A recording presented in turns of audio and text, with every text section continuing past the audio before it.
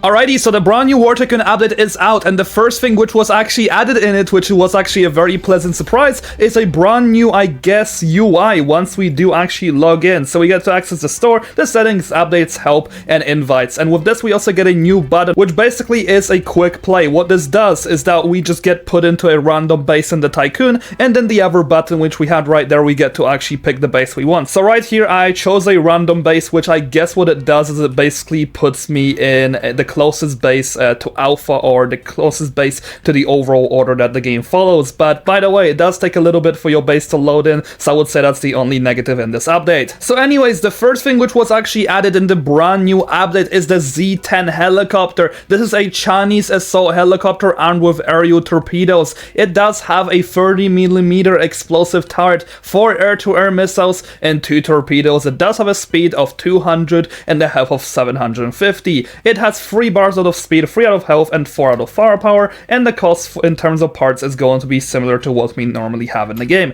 Anyway, the operation for this is going to be the most important thing. This is going to be a tier 2 helicopter that's going to be having an Operation Sea Wolf. Spend 100 parts on spawning boats and dealing 50,000 damage to enemy vehicles using any helicopter. In order to actually skip this challenge, it's going to be costing you 500 Robux, which is actually pretty cheap. So anyways, this helicopter will be costing us $1,800,050, which is actually quite a lot. However, let's go ahead and spawn it in, and this is going to be listed as one of the weaker helicopters in this game in terms of the overall statistical list. So anyways, let's go ahead and actually spawn this helicopter in. Looks like it's going to be having a similar gun to the Apache, I believe this is. And then with this, it's also going to be having its torpedoes, which by the way, we can actually drop like bombs. As you guys can see, those can be pretty usable in terms of ground combat, which is really good because it just gives us a free-to-play option to actually be able to drop bombs. However, the way in which these torpedoes are going to be working on this helicopter is we simply drop them into water, and the angle that you actually drop them in will be the path that it's going to be able to follow, and it's just going to lock onto the targets. That's pretty much as simple as it gets. Anyway, the most important part of this update is actually not the helicopter, so let me show it to you. So pretty much most of the boats in this game have actually received something called a sonar. With this,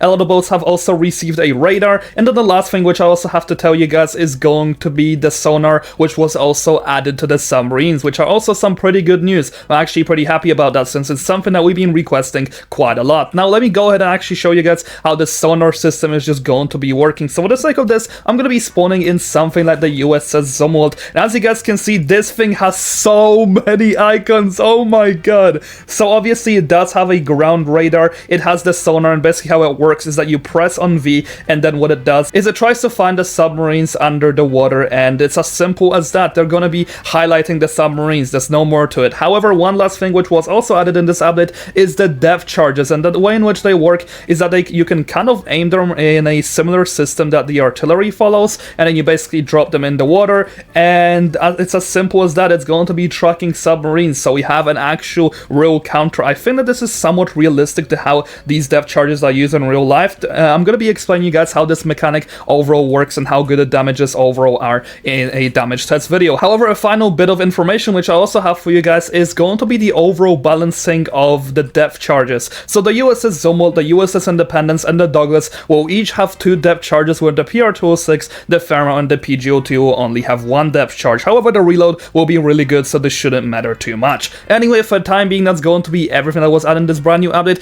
There was a huge amount of balance changes which was added, so I'll be covering that tomorrow. However, make sure to stay notified for the new Z-10 helicopter damage test. Anyway, see you guys next video, have a great day, and make sure to join the Discord server.